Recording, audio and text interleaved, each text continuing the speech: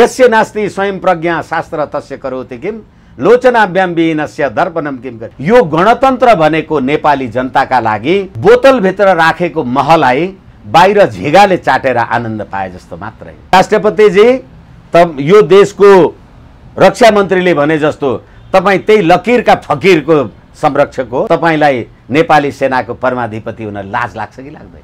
तपाईँ राष्ट्रपति नै हुनु भएन। मैले भनेको कुरा तपाईँ झुटो साबित गर्नुहोस् न त। तपाईको सेनाको परमाधिपतिले के गर्यो त?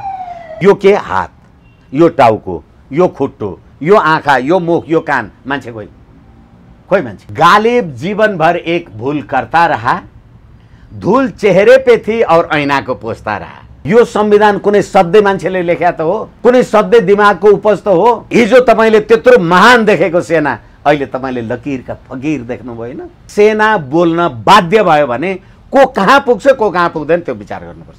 त्यो सम्भावना छ? नभएर के हुन्छ त? लकीरको फकीर हो सेना। अब आफू रक्षा मन्त्री भएको हो ईश्वर पोखरेलजीले सेनाकोमा गएर नभनेदेखि कहाँ भन्ने त? दिवाली त खुसीयाद देखिनु पर्यो नि। हो तपाईँ संविधान मान्नुहुन्छ भने preamble is the main gate of the constitution भन्छ। प्रस्तावनामा नलेखेको धर्मनिरपेक्ष कसरी लेख्नु? के शीतल निवास नेकपा सत्ताधारी दलको झगडा मिलाउने थलो हो? चरितागिरी पाउनु भएन तपाईँले गणतन्त्रबाट, नागरिकताबाट। गर्दा गर्दै नेपाली जनता नेपाल भित्रै विदेशी भइसके। यो देशको कार्यपालिका, यो देशको विधायिका र यो देशको न्यायपालिका सबै भ्रष्टाचारमा चुर्लुमा भएको कुरा देखियो। विष्णुजी तपाईँलाई कार्यक्रममा हार्दिक स्वागत छ।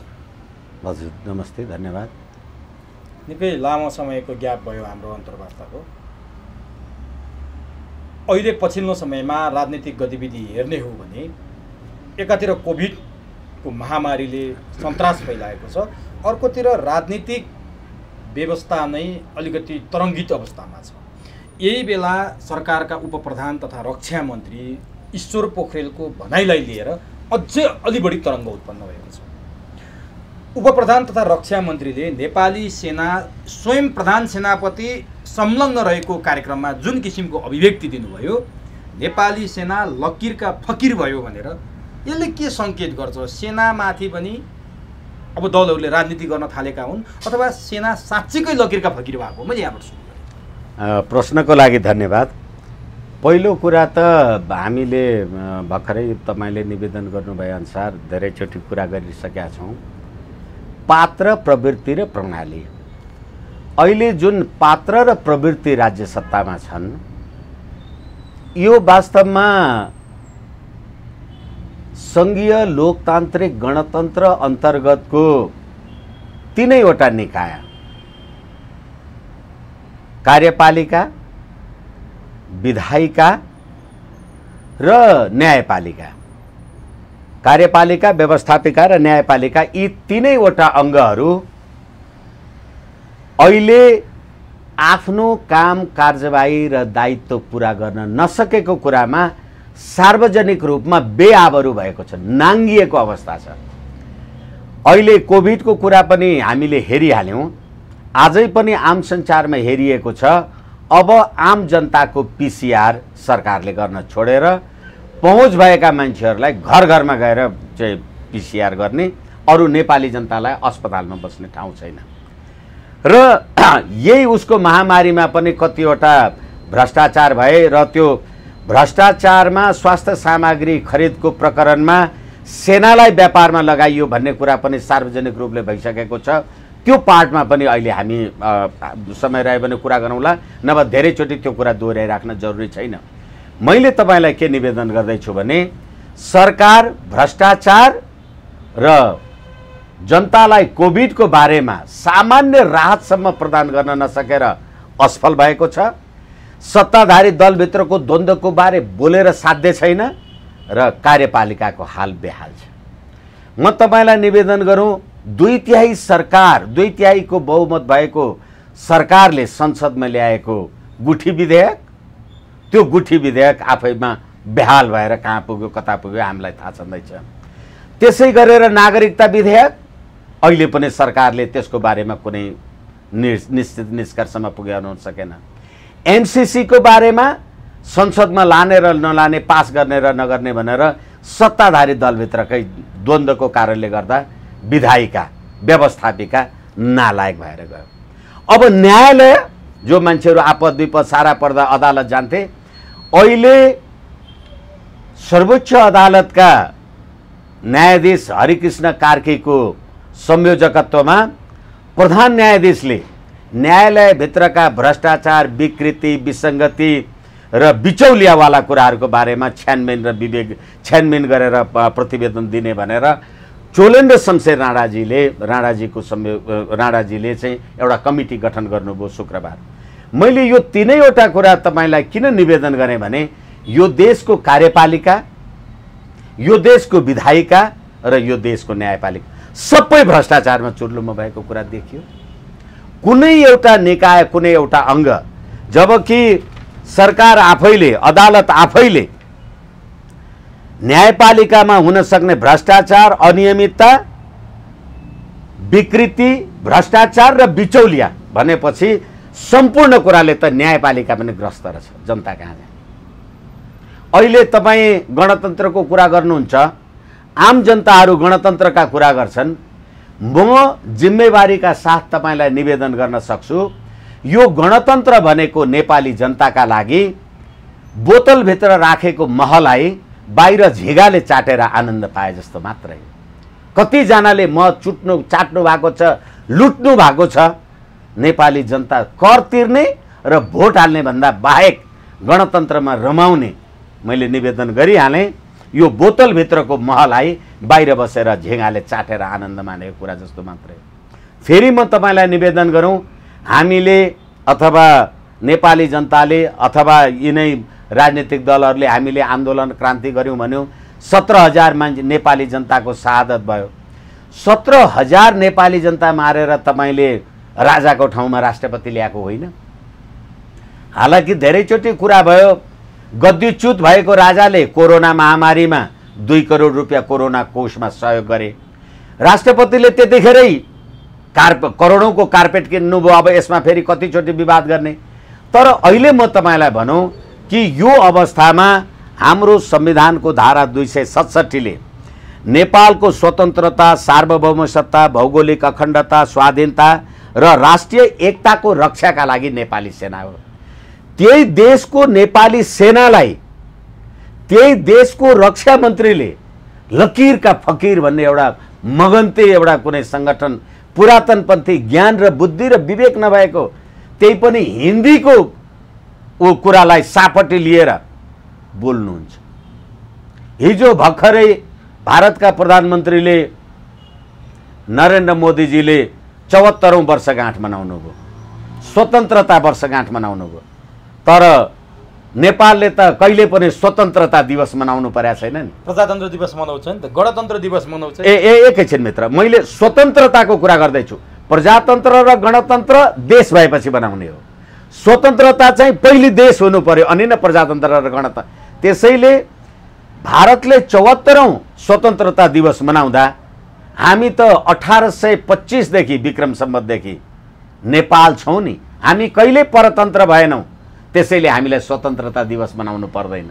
तर त्यस्तो देशको सेनालाई, त्यस्तो देशको रक्षा मन्त्रीले आफू मातहतको सेनालाई अस्ति ओम्नी ग्रुप लगायतका अथवा यो पीसीआर अथवा किटहरू किन्ने चाइनाबाट स्वास्थ्य उपकरण ल्याउने कुरामा त ईश्वर पोखरेलजीले त ठुल्ठुलो गफ दिनुभयो त। सेना सरकार अन्तर्गतको होइन, सेनालाई सरकारले काम लाउन पाइँदैन भन्ने।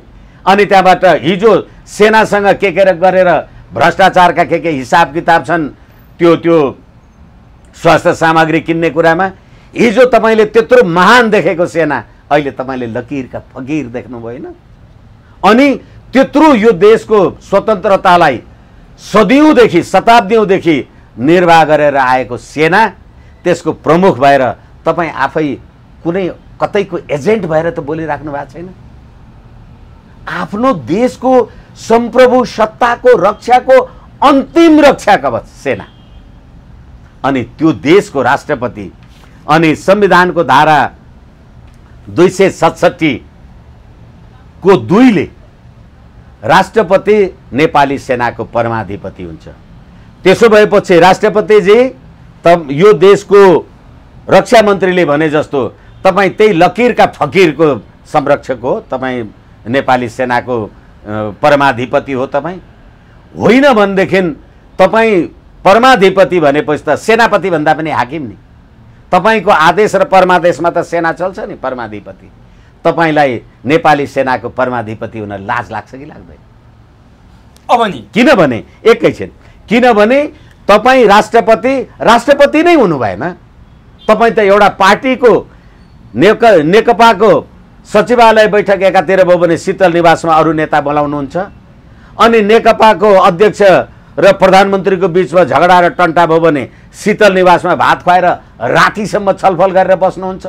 तपाईलाई नेपाली जनताले नेपाली जनताको राष्ट्रपतिको संस्था हो भनेर कसरी मान्ने? तपाईँ यो संविधानको संरक्षक र पालक हो, नेपाली जनताको राष्ट्रिय एकताको आधार हुन सक्नुहुन्छ भनेर कसरी मान्ने? तपाईँ परमाधिपति, तपाईँ नेपाली सेनाको, नेपाली सेनालाई लकीरको फकीर भन्ने तपाईको रक्षा मन्त्रीलाई तपाईले के गर्नुभयो? यसकारणले गर्दा मैले निवेदन गरेँ, यो गणतन्त्रले राज्यका तीनैवटा अङ्ग कार्यकारी, कार्यपालिका, विधायिका र न्यायपालिका सबै ध्वस्त।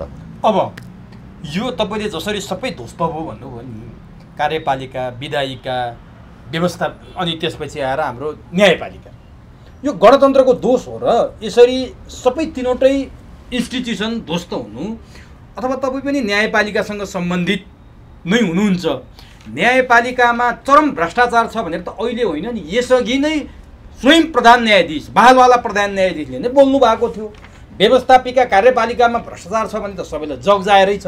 तर यो गणतन्त्रलाई किन दोष दिने भनेर मेरो प्रश्न। एकैछिन,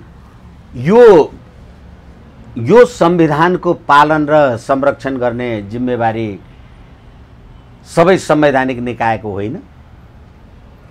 सर्वोच्च अदालतले सम्पूर्ण कुरा, कसैले चोर्यो, ठग्यो, ढाँट्यो, हत्या, चोरी, लुट, बलात्कार, भ्रष्टाचार, व्यभिचार, बेइमानी गर्यो भने इन्साफ माग्न जाने कहाँ?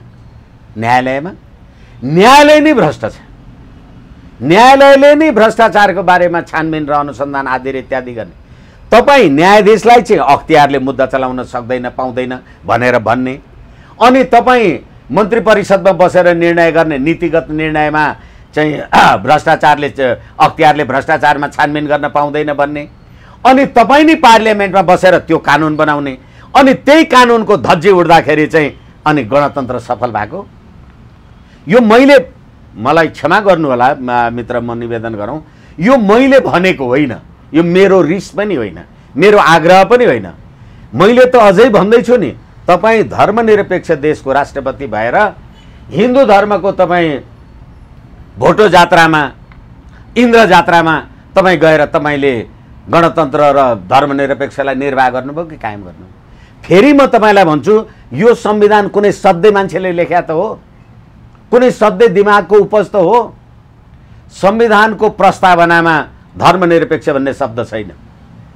संविधानको धारा 4 मा तपाईँले धर्मनिरपेक्षता लेख्नुभयो, तर संविधानको धारा 26 मा गएर सबैलाई आफ्नो धर्म मान्ने हक हुन्छ र धर्म परिवर्तन गर्न पाइँदैन भन्नु। जुन देशमा धर्मनिरपेक्ष, जसले धर्मै चिन्दैन, जुन संविधानले, अनि फेरि त्यही संविधानले धर्म परिवर्तन गर्न पाइँदैन, सबैले मान्नुपर्छ भन्दाखेरि यो संविधान नेपाली जनताले बनाएको त हो। अनि त्यही देशको राष्ट्रपति तपाईँ, त्यही देशको सेना तपाईँ, त्यही संविधान अन्तर्गतको मन्त्री प्रधानमन्त्री तपाईँ, अनि त्यही संविधान अन्तर्गतको सेनाको परमाधिपति तपाईँ राष्ट्रपतिजी, अनि तपाईँलाई त्यो संविधानको धारा 267 बमोजिम यो देशको अन्तिम सुरक्षा कवचको रूपमा रहेको शक्तिको परमाधिपति भएको तपाईँ एउटा रक्षा मन्त्रीले भनेको कुरा तपाईँको प्रतिक्रिया खोइ? मैले भनेको मेरो आग्रह, मेरो रिस, मेरो राजनीतिक मान्यता मिलेन भन्ने कुरा होइन मित्र। यो अहिले मैले सबै तपाईँलाई जे भनिराखेको छु, यो रिसको भरमा होइन, आवेगको भरमा होइन। तर प्रधानमन्त्री केपी ओलीले दिएको अभिव्यक्ति पनि सुन्नुभयो होला, जसले राष्ट्रपतिको आलोचना गर्छन्, जसले राष्ट्रपति जस्तो गरिमामय पदको आलोचना गर्छन्, तिनीहरू गणतन्त्र विरोधी हुन् भनेर प्रधानमन्त्रीले सदनमै बोल्नु भएको छ। आज राष्ट्रपतिका सानातिना कुरामा राष्ट्रपतिले कार्पेट बिछ्याएको कुरा, राष्ट्रपतिले गुन्द्री बिछ्याउनु त मिल्दैन होला, राष्ट्रपतिले चकट्टी बिछ्याउनु त मिल्दैन होला, विदेशी राष्ट्रका कुनै पनि कूटनीतिज्ञहरू आउँदाखेरि त हामीले देखाउनु त पर्ला नि, नेपालको पनि त मान सम्मान, नेपालको पनि त गरिमा राख्नु पर्ला। ती कुरामा विरोध नगरौँ, राष्ट्रपति भन्ने एउटा संस्थाको कम्तीमा सम्मान त गरौँ भनेर प्रधानमन्त्रीले भनिराख्नु भएको छ। एकछिन मैले तपाईँलाई अघि पनि निवेदन गरेँ के शीतल निवास नेकपा सत्ताधारी दलको झगडा मिलाउने थलो हो, पार्टीको कार्यालय हो त्यो। प्रधानमन्त्री भेट्न जानु त स्वाभाविकै हो नि। प्रधानमन्त्री मात्रै गयो, पुष्पकमल दाहालजी लगायतका मान्छेहरू साउन 4 गते राति 12 बजीसम्म के गरेर बस्नुभयो त्यहाँ? एक र अर्को कुरा मैले तपाईँलाई निवेदन गरौँ, यो संविधानको धारा 86 ले राष्ट्रिय अप्पर हाउस राष्ट्रिय सभाको व्यवस्था गरेका छ। शेरबहादुर देउवाजीको प्रधानमन्त्रीत्व कालमा उहाँले पठाएका 3वटा नाउँ राष्ट्रिय सभा सदस्यको लागि, संसद सदस्यको लागि पठाएको नाउँ राष्ट्रपतिजीले मन्जुर गर्नु भएन। केपी ओलीजी जब आउनुभयो, आउने बित्तिकै अहिलेको भरे गर्नुभयो। 2 अर्को कुरा म तपाईँलाई भनौँ, अस्ति संवैधानिक परिषद सम्बन्धी जुन अध्यादेश राष्ट्रपतिजीले लिएर आउनुभयो अथवा प्रधानमन्त्रीजी राष्ट्रपतिजीले लिएर आउनुभयो, 74 घण्टा पनि थाम्न सकेन तपाईँले घोषणा गरेको। किनभने अर्काको दल फुटाउने र संविधानले संरक्षण गरेको संवैधानिक परिषदको संरचना नै भत्काउने काम गर्नुभयो भन्दा। अनि त्यतिखेर फेरि राष्ट्रपतिजी के भन्नुको तात्पर्य कार्पेट किन्नुहोस् अथवा अहिले तपाईँ भन्नुहोस् न, नेपाली सेनाको प्रधानमन्त्रीजीले भन्नुभयो संसदमा त राष्ट्रपतिको विरोध गर्ने त गणतन्त्रवादी पो रहेछन् भने, अब विरोधी हो, गणतन्त्र विरोधी रहेछन्। उहाँको रक्षा मन्त्री के हो त? होइन, पोहोरै भनेको थियो, पोहोर भनेको कुरा अहिले पनि लागु हुन्छ भने हो तपाईँले? होइन भने त्यो मान्छेलाई, त्यो त्यो त्यो नेपाली सेनाको परमाधिपति भएको नेपाली सेनालाई त्यसो भन्ने लकीरका फकीर भन्ने मान्छे चाहिँ गणतन्त्रवादी, सधैँ गणतन्त्रवादी हो? नेपाली सेना लकीरको फकीर हो भने लकीरका फकीरहरूको रहेछ नि त गणतन्त्र। यस कारणले गर्दाखेरि राष्ट्रपति, त्यसैले मैले भने राष्ट्रपति भनेको राष्ट्रपति पद मात्रै होइन। भनेपछि राष्ट्रपतिले आफ्नो पदीय जिम्मेवारी निभाउन सक्नु भएन भने तपाईँको कुरा हो। यसअघि रामवरण यादव पनि त मुछिएका थिए नि यस्तै, किन विद्या भण्डारीलाई मात्रै आरोप लाउने? रामवरण यादवले सेनापति प्रकरणमा हात हालेर गर्न नहुने संविधान विपरीत काम गरेर रूपमाङ्गतलाई चाहिँ थमौती गरे भन्ने कुरा पनि त थियो नि। प्रधानमन्त्रीले एउटाले सिफारिस गर्ने, रामवरणले अर्कोले गराइदा झन्डै समानान्तर सत्ताको अभ्यास भएको होइन नेपालमा। हो, यो कुरा मैले तपाईँसँग धेरैचोटि निवेदन गरिराखेको छु। हिजो तपाईँले भन्नुभयो नि होइन, भर्खर आएको अभ्यासको कुरामा यो भयो होला नि त भन्दा त्यतिखेर प्रधानमन्त्री पुष्पकमल दाहालजीले तत्कालीन सेनापति हटाउने कुरामा रामवरण यादवजीले त्यो कुरालाई मान्दिन भन्दा म भैँसी गोठालो मान्छे, भैँसी चराएर आएको, भैँसी नै चराउन जान्छु, तर यो कुरा चाहिँ म मान्दिनँ भनेको 3 महिना पुग्दा नपुग्दा तत्कालीन भारतका विदेश सचिव श्याम शरणजी रिपोर्टर्स क्लबमा आएर नेपालको प्रधान सेनापतिको घटनामा हामीले चासो राखेकै हो भनेपछि नेपालको प्रधान सेनापतिलाई निर्वाहन गर्ने काम राष्ट्रपतिजीले गर्नुभएको छ, कसले गर्नुभएको छ? मैले तपाईँलाई यसकारणले भन्दैछु, त्यो राष्ट्रपति राष्ट्रिय एकताको प्रतीक भयो त, हुन सक्यो त, संविधानको संरक्षक भयो त। किनभने नेपालमा हिजो राजदूत भएर फर्किएको मान्छे उसले आएर नेपालमै आएर भन्दैछ कि सेनापति प्रकरणमा हामीले चासो राखेकै हो।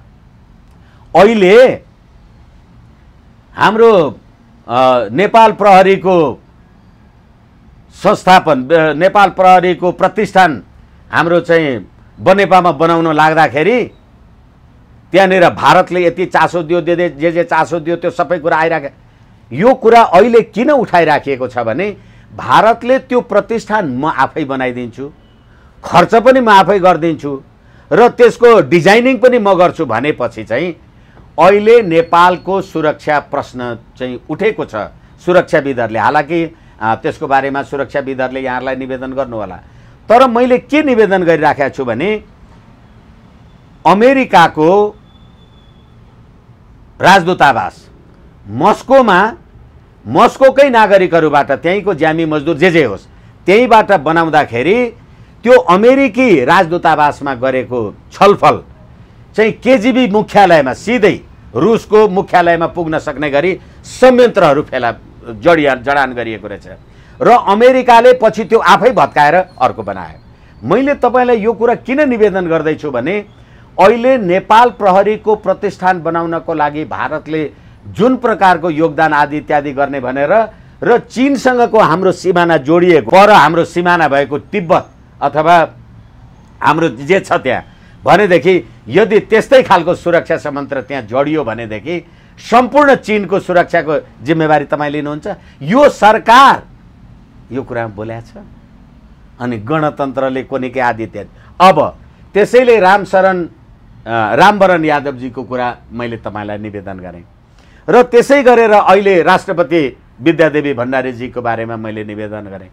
एकचोटि त हो नि दुईचोटि त हो नि भनेर यदि भन्ने कुरा गर्ने हो भने त्यस्तो खालको जसरी अमेरिकी राजदूतावास रुसमा बनाउँदा खालको भए जस्तो भारतले त्यस्तो खालको उपकरणको लागु गरेर त्यहाँ यदि प्रहरी प्रतिष्ठान बनाउने हो भने नेपालको सुरक्षा व्यवस्था के हुन्छ?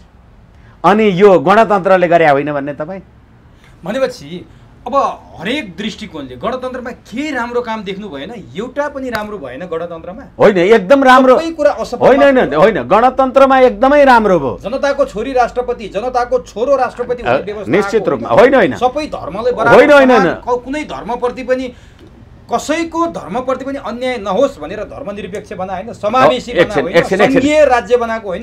गणतन्त्रको सफलता त यही होला। होइन होइन, एकैछिन सफलता चाहिँ तपाईँले कहाँ देख्नुभयो भने तपाईँले बनाउनु चाहिँ भयो, तपाईँले सङ्घीय बनाउनु भयो, प्रदेश बनाउनु भयो, स्थानीय कुनै के बनाउनु भयो, तर त्यसबाट जनताले पाएको डेलिभर सर्भिस के एक कोरोनाको कुरा हामीले गरिरहेका छौँ र त्यसले राष्ट्रिय सुरक्षा स्वार्थलाई सम्बोधन र सरोकार गरेको कुरा 2, नेपाली जनताको आर्थिक हित समुन्नति बढेको कुरा 3, नेपाली जनताको राष्ट्र राष्ट्रियता र राष्ट्रिय स्वाभिमान बढेको कुरा 4, यी सबै कुरा चाहिँ तपाईँले कहाँबाट देख्नुभयो? तपाईँले एकछिनलाई मानौँ, मैले अघि नै निवेदन गरेँ नेपाली जनताका लागि साँच्ची भन्ने हो भने संसारका 192 वटा राष्ट्र संयुक्त राष्ट्रसङ्घमा दर्ता छन्, त्यसमध्ये जम्मा 26 वटा मुलुक सङ्घीय व्यवस्थापनका छन्। हालाकि युरोपको अथवा अमेरिका भारत जस्तो त्यस्तो विशाल देश होइन, यस्तो नेपाल जस्तो सानो देश, त्यसमा पनि यो गणतन्त्रद्वारा नेपाली जनताले पाएको सुविधा चाहिँ के भयो? मैले भनिहालेँ नि, सरितागिरी पाउनुभयो होइन तपाईँले गणतन्त्रबाट, नागरिकताबाट गर्दा गर्दै नेपाली जनता नेपाल भित्रै विदेशी भइसके गणतन्त्रमा। किनभने एकछिनलाई मान्नुहोस्, तपाईँको म मधेसी, तपाईँको म पहाडे, तपाईँको म दलित, तपाईँको म शेर्पा, तपाईँको म जनजाति, नेपाली खोइ। अनि समावेशिताको कुरा गर्नुहुन्छ तपाईँ, सबै जात धर्म, जसले धर्म मान्दैन त्यसले जात किन मान्न? अनि तपाईँ होइन सबैलाई समान राख्यो, जात धर्म त उन्मूलन भयो भने म दलित हुँ भनेर तपाईँ दलितको कोटामा यो समानुपातिक कि समानुपातिकता ल्याउनुहुन्छ नि, अनि त्यहाँबाट समानुपातिकमा तपाईँ आउने, दलित भएर आउने, अनि मन्त्री भएपछि चाहिँ जातपात छुवाछुत सब हट्यो। तपाईँ दलित नभएको भए मन्त्री हुनुहुन्थ्यो कि हुनुहुन्न थियो? सबै तर्कले गणतन्त्र असफल भएको हो। सेनामाथि प्रश्न, यो तर्क होइन मित्र, यो वास्तविकता हो, यो तर्क हो भने तर उनीहरू स्वीकार्न तयार छैनन्। तपाईँ स्वीकार्नुहोस् कि नस्वीकार्नुहोस्, अहिले घाम लागिराखेको छ। तर यो तपाईहरु प्रधान सेनापति संस्थाको वकालत गर्नेहरूले आज रोदन गरेको हो भन्ने मात्रै छ कि उनीहरूको। जस्तो तपाईहरु त राजा पुनर्स्थापना होस्, हिन्दू धर्म, हिन्दू राष्ट्र पुनर्स्थापना होस् भन्ने मान्यता राख्नुहुन्छ नि, तपाईहरुले यो पाच्य भएको छैन, स्वीकार्य भएको छैन, अनि कुनामा बसेर रोदन गर्दै हुनुहुन्छ नि उनीहरूको आरोप होइन। एकछिनलाई मान्नुहोस्, म आम सञ्चारमा मलाई लाग्छ कहिलेकाहीँ त दिनमा 2 वटा 3 वटा पनि बोल्छु, त्यो कुनु हो कि टोडी खेल हो तपाईँ भन्नुहोस् त। र यति मैले किन भनिराखेको छु भने मेरो आग्रह होइन, मेरो रिस पनि होइन, होला म असहमत छु, यो भोलि भइहाल्यो भने मैले केही पाउने पनि होइन, तर मैले तपाईँलाई संविधान, प्रमाण, कागज र उहाँहरूले गरेका क्रियाकलापलाई लिएर भनिरहेको के सरिता गिरी मेरो इच्छाले भए हो। अनि अहिले यो रोटी र बेटी भनेर यो गणतन्त्र नआउन्जेल रोटी र बेटी कहाँ थियो? अमेरिकाले सालमा 50,000 मान्छे त नेपालबाट पिआर मगाएर लग्छ भने तपाईँ नेपालको नागरिक बनाउनको लागि के अमेरिकाको जस्तै नागरिकता दिनुहुन्छ? त्यतिखेर देश कहाँ हुन्छ? यसै कारणले गर्दा राजावादीले भन्यो, कृपावादीले भन्यो, राजावादीले मैले भनेको कुरा तपाईँ झुटो साबित गर्नुहोस् न त। तपाईँको सेनाको परमाधिपतिले के गर्यो त? तपाईँ आफू सेनाको परमाधिपति हुनुहुन्छ, सेनालाई रक्षा मन्त्रीले लकीरको फकीर भन्छ, अनि त्यही लकीर र फकीरको सेनाभन्दा त्यो रक्षा मन्त्री भएको मान्छेलाई अपमान बोध, हीनता बोध हुनुपर्छ कि पर्दैन? अब गणतन्त्र असफल भएको हो, योभन्दा बढी के असफल हुने? अब के हुन्छ त? अब मैले त सधैँ भन्ने गरेको छु, 47 सालको संविधान जसरी नेपाली जनता सबैलाई राष्ट्रिय एकता, अखण्डता र हाम्रो सर्वधर्म समभाव सनातन हिन्दू राष्ट्र नेपाल, 94% ओमकार परिवार बस्ने देशमा तपाईँ मालदिप्सको नागरिकताको उदाहरण दिनुहुन्छ। मालदिप्समा नागरिकता लिनको लागि मुसलमान पनि हुनुपर्छ, त्यो धर्म सापेक्ष देश। तपाईको देशमा सिंगै भगवान बुद्ध, देवादिदेव महादेवको देश, भगवान बुद्ध जन्म पैदा हुनुभएको देश नेपाल, अनि संसारमा 12वटा राष्ट्र बुद्धिस्ट राष्ट्र छन्। सिंगै तपाईको भगवान बुद्ध पैदा भएको देशमा चाहिँ तपाईँ लुम्बिनीमा कपिलवस्तुमा भगवान बुद्धको शालिग्राम तोडफोड गर्नुहुन्छ। अनि चीनका राष्ट्रपति नेपाल आएको बेलामा चाहिँ नेपालको पर्यटन वर्षका लागि करोडौं बुद्ध धर्मावलम्बीहरू म देशमा पठाइदिन्छु भन्नुहुन्छ। तपाईँ धर्मनिरपेक्ष हो, सापेक्ष हो कि पाखण्डी हो तपाईँ? यसकारणले गर्दा धर्मनिरपेक्ष इट इज हिपोक्रेसी, एउटा गफ हो यो। होइन भने संविधानको धारा 26 निकालेर हेर्नुहोस् त। अब मैले यहाँ जान्न खोजेको कुरा जस्तो सेना स्वयं प्रधान सेनापति उपस्थित कार्यक्रममा रक्षा मन्त्रीको जुन अभिव्यक्ति आयो त्यो उहाँको कुण्ठा थियो। त्यो फास्ट ट्र्याकको विषयमा हो सबैभन्दा बढी यो विवाद देखिएको। फास्ट ट्र्याकमा उहाँले आफूले भनेको कम्पनीहरूले टेन्डर नपाएर हो, अथवा साँच्चीकै सेनामाथि जसरी विभिन्न इन्स्टिट्युसनलाई त धराशायी बनाइयो नि, नेपालका विश्वासिला जनताले पत्याएका इन्स्टिट्युसन त आज धराशायी छन्। एउटा सेनाप्रति सबैको आशा थियो। अब त्यही सेना पनि सकाउने नियतले रक्षा मन्त्री बोल्नु भएको हो, अथवा आफ्ना मान्छेले फास्ट ट्र्याकमा ठेक्का नपाएको कुण्ठा हो, अथवा औषधि जुन ओम्नी पछि सेनाले चीनबाट औषधि ल्याउने कुरा भयो त्यहाँ पनि रक्षा मन्त्रीले सेनामा नचाहिँदो तरिकाले हस्तक्षेप गरेको र सबै कुरा आफैले त्यहाँनिर हस्तक्षेप गरेको कुरा सेनाले बोलिरहेछ। यी सबै कुरा जोडिएको हो अथवा के हो, यो कसरी हो? यसै कारणले प्रश्नमै तपाईँको प्रश्नको उत्तर छ।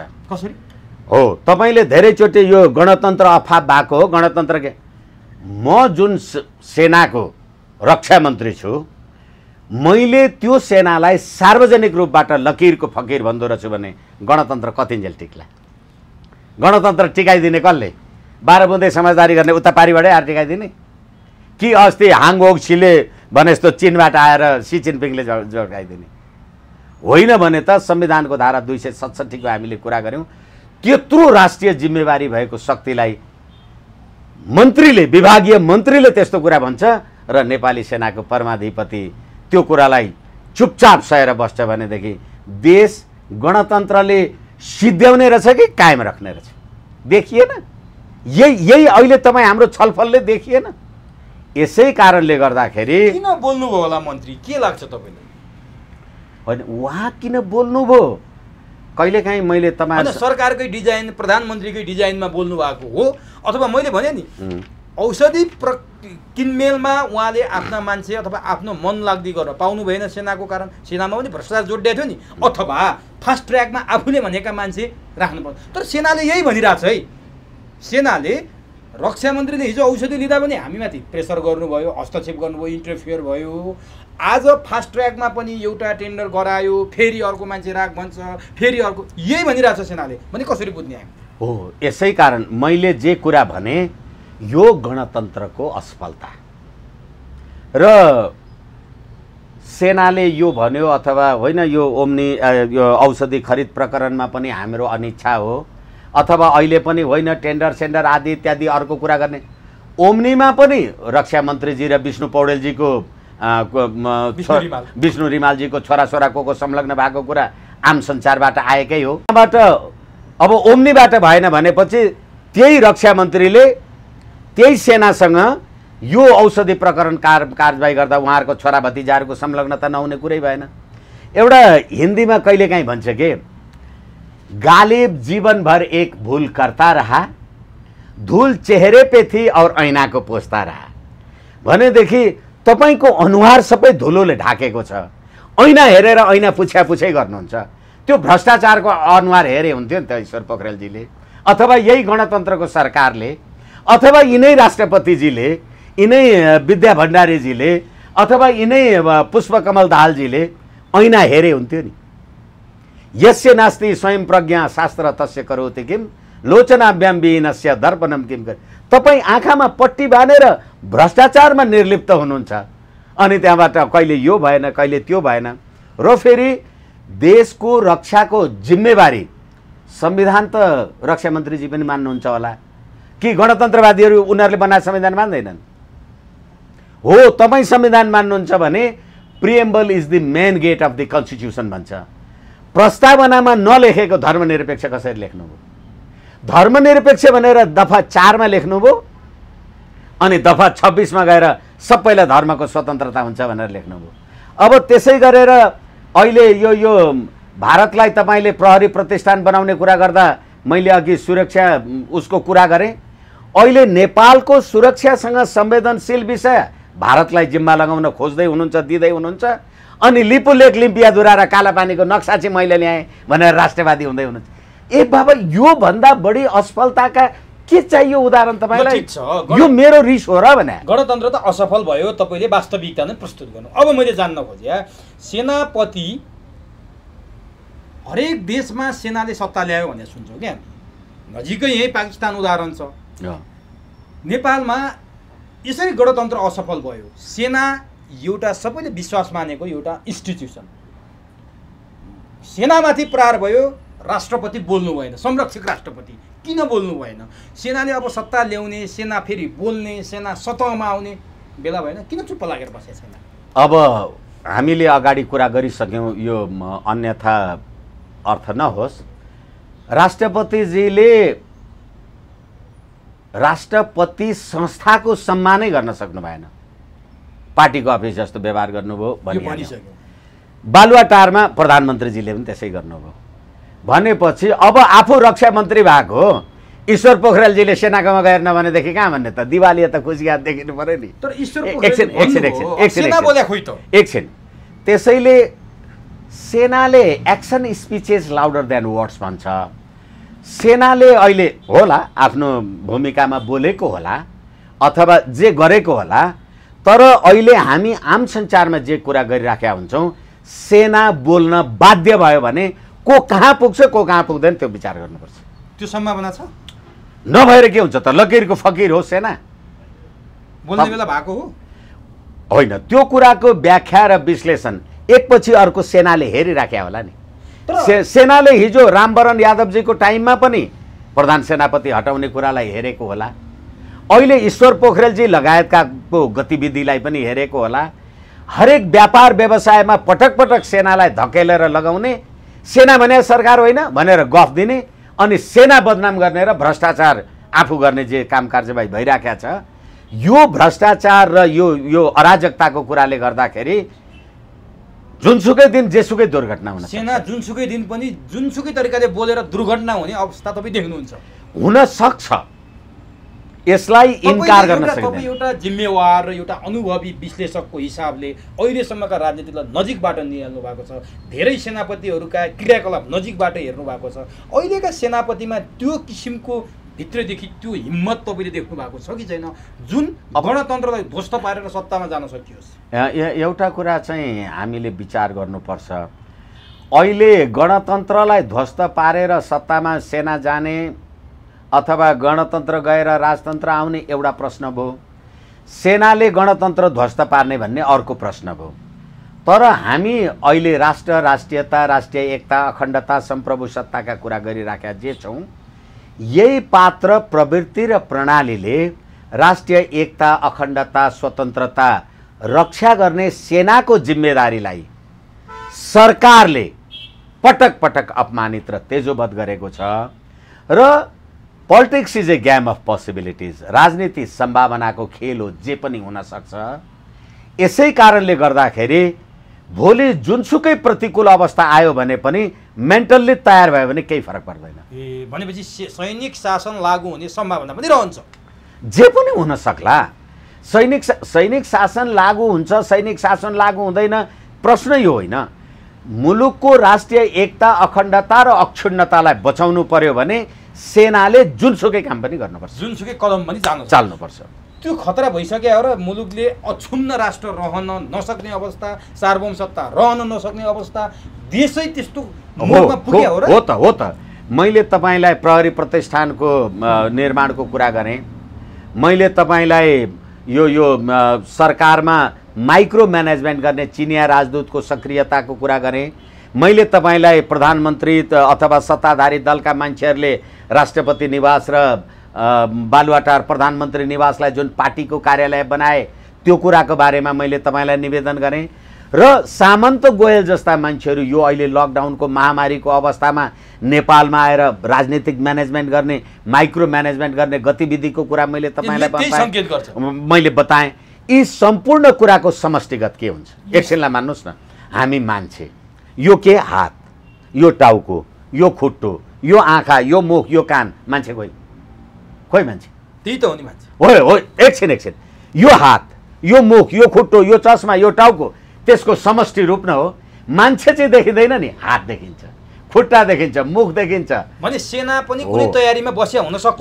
हो, त्यसकारणले गर्दाखेरि मुलुकको राष्ट्रिय एकता, संविधानको धारा 267 को जिम्मेवारीलाई पूरा गर्नु पर्यो भने सेनाले के चाहिँ गर्नु पर्दैन, जे पनि गर्नुपर्छ। अब म अन्तिममा छु, प्रधानमन्त्री पनि कार्यकारी प्रमुख हुनुहुन्छ, रक्षा मन्त्रीले त्यो विषयमा बोलिसकेपछि प्रधान सेनापति पूर्णचन्द्र थापाले यो विषयमा प्रधानमन्त्रीसँग कुरा गरिसक्नु भएको छ भन्ने कुरा सार्वजनिक भयो। रक्षा मन्त्री र प्रधान सेनापतिको बिचमा टसल छ, यसकारण प्रधानमन्त्रीले यो कुरा थाहा पाएर पनि किन बोल्नु भएको छैन? यो झन झाँगिँदै गयो भने हिजो रुखमाङ्गतको विषयमा, हिजो सेनाको विषयमा प्रचण्ड प्रधानमन्त्री हुँदा रामबहादुर थापा बादल र सेना, त्यति बेलाको रक्षा मन्त्री रामबहादुर थापा र सेनाको बिचमा टसल हुँदा प्रचण्डले कुर्ची छाड्नु पर्यो। अब ईश्वर पोखरेल र सेनाको बिचमा टसल हुँदा केपी ओलीलाई असर गर्छ भने केपीलाई थाहा छैन, भोलि के हुन सक्छ? किन बोल्नु भएन? हो, अब होइन, त्यो पनि फेरि प्रधानमन्त्रीकै कुरा होला। तर हामीले गोकुल बाँसकोटा उदाहरण हेरेका छौँ नि। गोकुल बाँसकोटाले कसूर गरेको थियो होला, थिएन होला, आफ्नो ठाउँमा छ।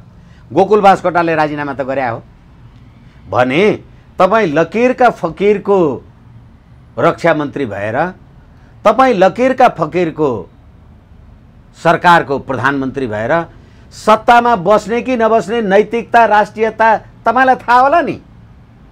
पटक पटक त्यो सेनासँग डिल गर्नुभएको। र फेरि मैले तपाईँलाई भन्दैछु, सेना भनेको कुनै एउटा सङ्गठन मात्रै होइन, सेना सार्वभौम सत्ताको अन्तिम रक्षा कवच, त्यसले अन्तिम बल प्रयोग गर्न सक्छ। हो, यदि त्यतिखेर त्यस्तो परिस्थिति भयो भने पाकिस्तानको कुरा अघि आदरणीय मित्र तपाईँले उदाहरण दिइ नै हाल्नुभयो, परवेज मुशर्रफ र नवाज शरीफको घटना के हो? त्यो स्थिति यहाँ हुन सक्छ। यसै कारणले गर्दाखेरि अहिले सत्ताधारी दलभित्र विदेशी राजदूत लगायतको सीआईडी, खुफियागिरी लगायतका अनेकको प्रवेश भएको कुरा सेनाले देखाएको छैन, सेनालाई थाहा छैन। सबै कुरा बोल्नुपर्छ। तर प्रधानमन्त्रीसँग सेनाले यो कुराको बारेमा आफ्नो रिजर्भेसन्स राखेको छ भने मलाई औपचारिक रूपमा थाहा छैन, तर नीति, सिद्धान्त, पद्धति, राष्ट्र, राष्ट्रियता र राष्ट्रिय सम्प्रभुता र अखण्डताको कुरा हो भनेदेखि सेना निरन्तर हुन्छ। प्रधानमन्त्री त आउँछन् जान्छन्, चुनाव हुन्छ, के हुन्छ, अर्को आउँछ, के हुन्छ। अब यसलाई बिट मारौँ। हजुर, हजुर, यत्रो भइसक्यो, परमाधिपति राष्ट्रपति पनि बेखबर, बोल्नु भएको छैन, केपी ओली प्रधानमन्त्री पनि बोल्नु भएको छैन, खालि सेनापति, सेना र रक्षा मन्त्रीको बिचमा मात्रै यो जुगारी देखिया छ। उहाँहरू बोलेर यो विषयलाई टुङ्गो लाउनु भने यसको समाधान निस्किन्छ कि निस्किँदैन, अथवा बोल्नु भएन भने के हुन्छ? यो एक त म के भन्छु भने यो समाधान पनि निस्किँदैन। किनभनेदेखि जिसका सोना खोटी उसका हिया ढुकढुक भने जस्तो आज तपाईँ र मेरो बिचमा जे मिसअन्डरस्ट्यान्डिङ भयो अब त्यो मिसअन्डरस्ट्यान्डिङ 2-4 दिन कोनी के गरेर त्यो टालिनेवाला छैन। एक र अर्को कुरा सेनाले के बुझेको हुनुपर्छ र मलाई लाग्छ म जस्तो आम नेपाली जनताले के बुझेको हुनुपर्छ भने रक्षा मन्त्रीले बोलेको कुरा देशको राष्ट्रिय एकता अखण्डता र सम्प्रभु सत्ताको प्रतिकूल हो र त्यस्तो मान्छेहरू राज्य सत्तामा कतिन्जेल बसिराख्ने र राष्ट्रिय एकता अखण्डता र सम्प्रभु सत्ताको प्रतिकूल काम कारबाही गर्ने र राष्ट्रपति निवास एउटा पार्टीको कार्यालय बनाउने कुरामा सम्पूर्ण नेपाली जनताको राष्ट्रपति कसरी हुने यो बारेमा उहाँहरूलाई समयमै दैवले हुन त उहाँहरू सर्वहाराको अधिनायकवाद मान्ने मान्छे अब यो के अरे धर्म नमान्ने मान्छे हालाकि समयमा उहाँहरूलाई दैवले सद्बुद्धि दिएन भने परिस्थिति जे पनि हुन्छ। हस् समय दिनुभयो आम जनतालाई आम दर्शकलाई आम नागरिकलाई वास्तविक सूचना सम्प्रेषित गरिदिनु भयो भनिदिनु भयो सुसूचित पारिदिनु भयो यसको लागि तपाईँलाई हार्दिक धन्यवाद।